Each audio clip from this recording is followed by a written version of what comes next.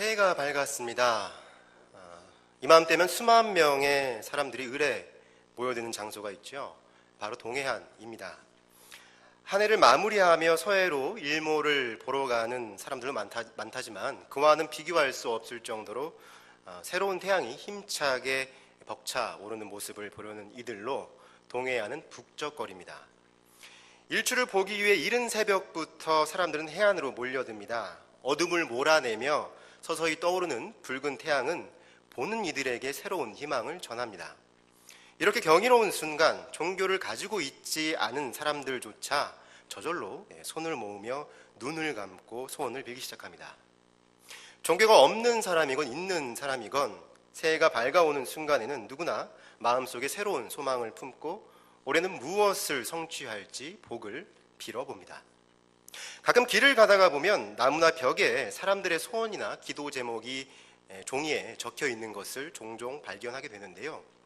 호기심에 어떤 내용들이 있는지 들여다보면 대부분 그 소원이나 기도 제목이 비슷하다는 것을 알게 됩니다. 가장 많은 제목들은 건강에 관련한 것들입니다. 올 한 해 우리 가족 아프지 않고 건강하게 해주세요. 아니면 가족 친지 중에 누가 낫게 해주세요와 같은 내용들입니다. 그 다음으로 많은 소원들은 뭐니 해도 정말 뭐니가 최고지요. 바로 경제적인 풍요를 바라는 기도들입니다. 좋은 직장과 연봉 인상은 기본이지요. 또 풍요와 관련하여 빠질 수 없는 단어가 바로 대박입니다. 그래서 올 한 해 꼭 대박나게 해주세요라는 문장을 심심치 않게 발견할 수 있는 것이죠. 그리고 경제적 풍요를 바라는 소원의 정점은 로또 당첨입니다. 초창기 로또처럼 당첨금이 수백억 원에 달하지 않을지라도 여전히 로또로 인생 역전을 꿈꾸는 사람들이 많은 것 같습니다. 건강과 경제적 풍요는 새해를 맞이하는 온 국민들의 가장 기본적인 소원이요 바람입니다. 거의 만장일치를 이루고 있다고 해도 과언이 아니죠. 이쯤에서 궁금해집니다. 우리들의 기도 제목은 주로 무엇일까요? 예수 그리스도를 주님으로 믿고 고백하는 기독교인들의 새해 기도 제목은 주로 무엇으로 점철되어 있을까요? 글쎄요, 정확한 통계 자료를 제가 가지고 있는 것은 아니지만 개인적으로 교회 안에서 체감하기로는 교회 밖 사람들의 새해 소원과 별반 차이를 보이는 것 같지는 않습니다. 물론 구체적인 상황에서 신앙인으로 그렇지 않은 사람들과 분명 다른 점이 있는 것 같지만 전체적인 맥락에서 무엇을 이루게 해주는 주체가 절대적인 능력을 가진 하나님이라는 사실을 제외하고는 그렇게 큰 차이가 있는 것 같지는 않습니다. 물론 기도에는 간구가 포함되어 있습니다. 무엇인가를 하나님께 해달라고 바라는 것은 절대로 잘못된 것이 아닙니다. 다만 우리가 잊지 말아야 할 한 가지 기도의 핵심은 간구가 아니라 소통이라는 것입니다. 기도는 하나님과 대화하고 소통하는 것입니다. 기독교인들은 하나님께 기도함으로 소통하고 그 가운데 하나님의 뜻을 발견합니다. 그리고 그 뜻대로 순종하며 살아가야 합니다. 이것이 바로 기독교인들이 하나님께 기도하는 핵심적인 이유입니다. 따라서 기독교인들의 기도는 우리에게 무엇을 해달라고 비는 것이 아니라 하나님의 뜻에 따라 우리가 무엇을 해야 하는지에 초점이 맞춰져야 할 것입니다. 일찍이 예수 그리스도를 주님으로 따랐던 초대교회 성도들은 이런 기도와 질문에 무게를 두고 신앙생활을 영위했던 사람들이었습니다. 이 시간 우리가 함께 읽은 성경 본문에는 초대교회 성도들이 그리스도인으로서 어떻게 살아야 할지, 무엇을 해야 하는지를 묻고 고민하는 모습이 아주 잘 드러나 있습니다. 본문에서 사람들이 신앙의 삶에 대해 질문을 던지게 만들었던 사람이 있습니다. 바로 세례 요한입니다. 세례 요한아 하면 어떤 이미지가 떠오르시나요? 성도님들에 따라 다양한 이미지를 갖고 계시겠지만 결코 평범한 사람으로 그려지지는 않지요. 일단 성경에서도 요한을 평범한 사람의 모습으로 묘사하지 않습니다. 그는 외형적인 모습부터 남들과 사뭇 달랐습니다. 성경이 묘사하는 그의 패션과 식습관은 정말 기괴한 측면이 있지요. 요한의 패션 감각은 남달랐습니다. 요즘 말로 하면 아방가르드하다고 해야 할까요? 그의 평소 의상은 낙타 털 옷과 허리에 가죽끈을 동이는 것이었습니다. 성경의 기록으로 남을 만큼 요한의 패션은 남다른 데가 있었는데요. 어디 그뿐인가요? 그의 음식도 평범하지 않았습니다. 메뚜기와 석청을 주로 먹었다고 성경은 기록하고 있습니다. 세례 요한이 다른 사람들의 시선을 끌기 위해서 좀 튀어보려고 이런 패션과 식습관을 유지했다고 생각할 수 있지만 여기에는 다 이유가 있습니다. 일단 그의 털옷은 질기고 튼튼했기에 가난한 사람들이 오랫동안 입으려고 주로 만들었던 옷이기도 했고, 다른 한편으로 구약의 능력 있는 선지자 엘리야의 옷차림이기도 했기에 털옷은 애연자의 상징이었습니다. 그리고 허리에 가죽띠를 동이는 것은 주인을 섬기는 종의 신실한 자세를 의미합니다. 또 그가 먹었던 메뚜기와 석청에도 나름의 의미가 있습니다. 지금의 기준으로 메뚜기와 석청은 자연식품이자 정말 최고의 건강식품이죠. 오늘날 관점으로 보면 요한이 아주 잘 먹고 다녔다고 오해할 공산이 큽니다. 오늘날도 구하기조차 힘든 값진 음식들을 요한이 즐겨 먹었다고 생각하실 것 같은데요. 최근에 신약 성경을 연구하는 학자들에 따르면 요한이 먹었던 메뚜기와 석청은 현재 우리가 상상하는 그것과 굉장히 거리가 멀다고 합니다. 성경에서 메뚜기라고 이야기할 때 일반적으로 광야에서 뛰노는 메뚜기로 생각하기 쉽지만 이스라엘에는 또 다른 메뚜기가 있습니다. 메뚜기라고 불리는 나무입니다. 유대인들은 쥐엄나무를 메뚜기 나무라고 불렀습니다. 왜냐하면 메뚜기라는 히브리어 단어가 하루브인데 공교롭게도 이 쥐엄나무도 같은 하루브, 동음 이의어로 쓰였습니다. 그래서 쥐엄나무를 메뚜기 나무라고 불렀습니다.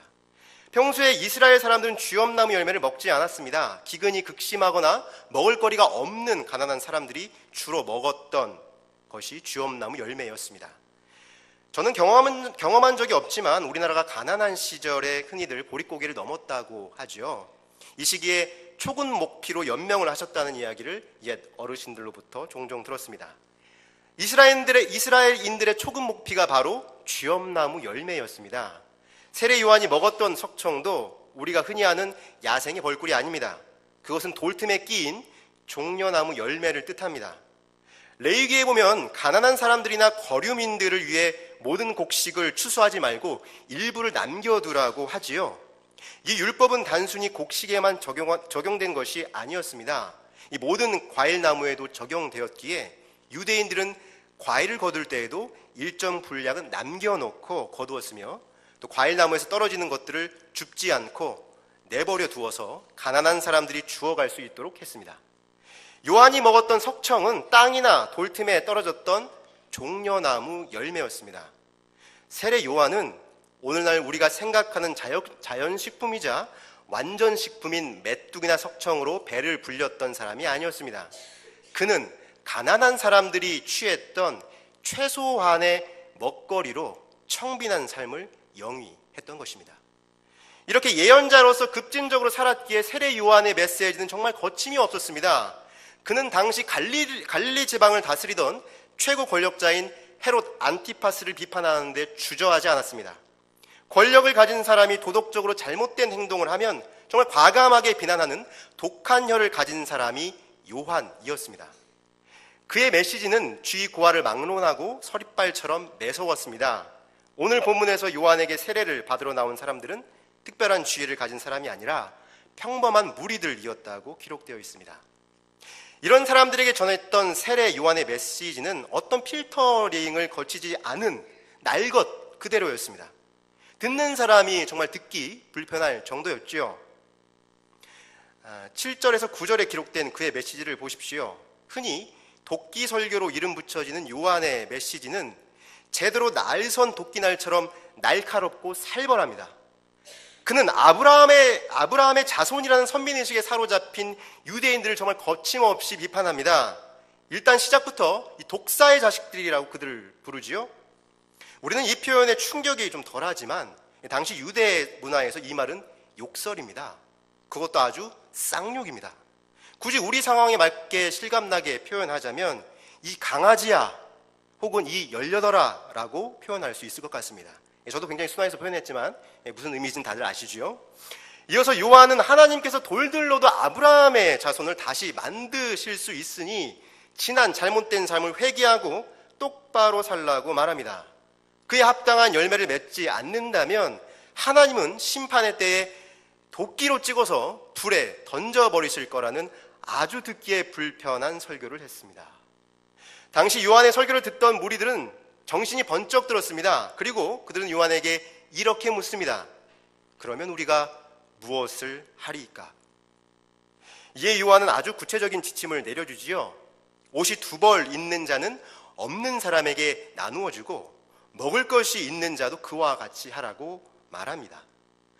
요한은 매우 급진적인 설교자였지만 열매 맺는 삶에 관한 그의 대답은 생각보다 무리한 요구가 아닌 것 같죠. 자신처럼 최소한의 의복과 음식으로 연명하라고 강요한 것이 아니라 가진 것에 여유가 있다면 그것을 나누어 주라는 생각보다 극단적이지 않은 삶의 방식을 요구했습니다. 이어지는 세리들과 군인들의 질문에도 요한은 아주 엄청난 것을 하라고 지시하지 않았습니다. 그 당시 세리들은 로마의 빌부터 동족의 고요를 빨던 배반자, 배신자들이었는데요. 요한은 당장 그런 불의한 세리를 때려치라고 말하지 않고 그저 부과한 것 외에는 거두지 말라는 메시지만 전합니다. 또 여기서 나오는 군인들은 로마군이 아니라 유대 군인이었는데요. 이들의 봉급이 워낙 쥐꼬리였기에 사람들을 등쳐먹는 일이 비일비재했다고 합니다. 요한은 이런 일을 그만두고 급료에 만족하라고 말하지요. 이 역시 그렇게 무리한 요구는 아닌 것 같습니다. 세례 요한만이 열매 맺는 삶을 강조한 것은 아니지요. 오늘 본문에서 몇 장만 넘기면 6장 43절에서 44절에서 예수님께서도 좋은 열매 맺는 삶을 강조하고 계십니다. 뿐만 아니라 사도 바울도 그의 서신에서 성령의 열매들을 맺으라고 구체적으로 제시하고 있습니다. 이렇게 좋은 열매, 선한 열매를 맺으라는 가르침은 신약 성경 전체를 관통하고 있습니다. 그러했기에 일찍부터 기독교인들은 어떻게 하면 열매 맺는 삶을 살 수 있을지를 고민하고 기도했습니다. 그래서 그들은 끊임없이 질문을 던졌습니다. 오늘 본문에서뿐만 아니라 누가복음과 사도행전에는 자주 이런 질문들이 기록되어 있습니다. 예를 들어 누가복음 10장과 18장에는 율법교사와 부자 청년이 예수님에게 무엇을 해야 영생을 얻을 수 있느냐고 질문을 하는데요. 예수님은 그에 대해 나를 믿으라고 답하신 게 아니라 아주 구체적인 삶의 지침을 내려주십니다. 그렇게 삶의 열매를 맺는 것이 중요하다고 말씀하신 것이지요. 초대교회 성도들에게 그리스도인은 어떻게 살고 구체적으로 무엇을 해야 하는지에 대한 질문은 그들에게 핵심 화두였고 기도 제목이었습니다. 삶에 대한 강조는 그들의 세례교육에서도 아주 잘 드러납니다. 세례받는다는 것은 그리스도인이 된다는 공식적인 인증의 절차이지요. 현재 한국교회에서 세례받는 것은 그렇게 까다롭지 않습니다. 그 절차가 정말 간소하고 매우 간편하죠. 그러나 초대교회에서 세례받는 일은 결코 쉽지 않았고 절대 간단치 않았습니다. 세례교육만 최소 3년이었습니다. 그만큼 세례교인이 되려는 사람들의 삶을 철저하게 검증했다는 것이겠죠. 그리스도인으로서 일상을 어떻게 살고 무엇을 해야 하는지를 치열하게 고민했던 고대의 문헌이 하나 있습니다. 바르사누피오스와 요한네스의 편지라는 문헌인데요. 이것은 바르사누피오스와 요한네스라는 교회 지도자들에게 성도들이 삶 속에서 겪는 질문과 고민들을 던지고 그에 대한 답변이 기록된 이 수백 통의 편지 묶음입니다. 초대교회 성도들이 어떤 신앙적인 고민을 갖고 살았는지 살펴볼 수 있는 아주 재미있는 자료인데요. 거기 나와 있는 질문 몇 가지를 소개하면 이렇습니다. 저는 다른 사람에게 자선을 베푸는 것이 결코 즐겁거나 기쁘지 않은데 자선에 익숙해지려면 어떻게 해야 되나요? 아주 솔직한 질문이죠. 또 이런 질문도 있습니다. 저는 어떤 사람과 송사 중입니다. 저는 그 사람에게 엄격한 정의의 잣대를 들이대야 하나요? 아니면 신속한 화해를 위해 엄격한 정의를 무시해야 할까요? 또 질문이 이렇습니다. 친구가 내게 보증인이 되어달라고 청하면 들어줘야 하나요? 말아줘야 하나요? 요즘도 굉장히 심각한 질문이죠. 이런 질문 등 구체적인 일상에서 겪는 문제들을 당시 목회자들에게 성도들이 질문하고 있는 것이죠. 또 어떤 질문을 보면 정말 애도 아니고 굳이 이런 질문을 해야 하나? 라는 의문이 들 정도인데요. 그만큼 그들의 믿음이 얼마나 순박하고 순수했는지를 알 수 있게 해줍니다. 그들은 일상의 매 순간순간마다 그리스도인으로서 어떻게 살아야 하고 무엇을 해야 하는지를 끊임없이 되물었고 고민했으며 기도했습니다. 삶에서 열매를 맺는 것은 그들에게 중요한 기도 제목이었습니다. 그들은 그리스도인으로서 부끄럽지 않은 삶을 살려고 부단히 애썼습니다.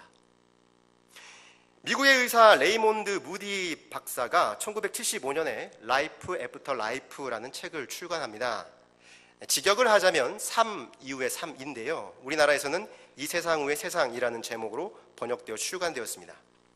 이 책을 출간한 시 정말 큰 방향을 일으켰는데요. 이 무디가 책을 쓴 동기는 이랬습니다. 그는 철학과 교수로 있다가 다시 의과대학에 입학해서 의사가 된 사람입니다. 의사가 된 후 한 종합병원에서 근무하다가 환자들 중에 분명히 이 사람은 죽었음에도 다시 살아난 경우를 가끔 목격했다고 합니다. 의사가 분명 의학적으로 사망이라고 진단을 내렸는데 다시 깨어난 경우를 접하게 된 것이죠. 그런데 흥미로운 사실은 그렇게 죽었다가 깨어난 사람들의 체험담들이 어느 정도 비슷하다는 것이었습니다. 자신이 죽었을 때 겪는 경험을 임사체험 혹은 근사체험이라고 하는데요. 전에 한번 제가 소개해드린 적이 있었죠. 이 레이몬드 무디 박사는 죽었다가 살아난 사람들이 들려주는 임사체험이 비슷하다는 사실에 관심을 가지고 더 많은 사례를 발굴하여 체계적으로 연구할 마음을 품게 됩니다. 그는 먼저 여러 병원에 연락을 해서 임사체험이 있는 사례를 수집하는데요. 그 결과 150건의 사례를 모을 수 있었다고 합니다. 무디는 150명 전원을 일일이 찾아다니며 자신들이 죽었을 때의 경험을 듣고 분석하여 책으로 출간합니다. 이 책이 바로 앞서 말씀드린 Life After Life입니다.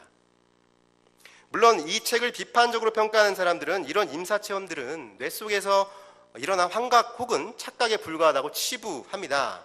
그러나 우리처럼 내세를 믿는 신앙인들은 책의 내용을 한 번쯤 곱씹어 볼 필요가 있다고 생각합니다. 레이몬드 무디는 책에서 임사체험자들의 공통적인 경험들을 10단계로 나누어 분석을 하고 있는데요. 그 가운데 9단계에 주목할 필요가 있습니다. 임사체험자들은 9단계에서 공통적으로 거대한 빛의 존재를 만나게 된다고 합니다. 종교가 있는 사람들은 빛의 존재가 천사였다 혹은 그리스도였다고 말한다고 하는데요. 종교가 있건 없건 체험자들은 공통적으로 이 빛의 존재로부터 질문을 받는다고 합니다. 물론 그 질문을 정확한 언어로 표현하는 것은 어렵다고 합니다. 체험자들이 느꼈던 질문들은 다양하게 표현이 되는데요. 근데 무디가 그 질문들을 분석해 본 결과 단 하나의 질문으로 수렴하고 있다는 사실을 발견하게 됩니다. 빛의 존재가 던졌던 질문은 대체적으로 이런 것이었다고 합니다. 너는 어떤 삶을 살다 왔니? 혹은 너의 삶은 가치가 있었니? 체험자들은 이런 질문의 어조가 뭔가 깐깐하고 엄격하기보다는 무엇이든 받아들여주는 따뜻한 사랑의 어조였다고 고백합니다.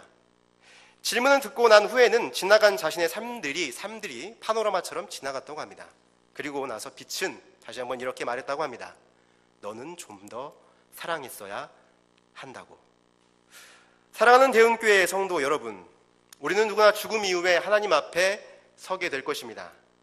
레이몬드 무디 박사의 말을 인용하자면 우리는 하나님께서는 여러분에게, 우리가 죽은 후에 하나님께서는 여러분에게 너는 그리스도인으로서 어떤 삶을 살다 왔니? 라고 물어보실 수 있습니다. 여러분들은 어떤 대답을 내놓으실 수 있으신가요? 무슨 대답을 준비하실 수 있으신가요?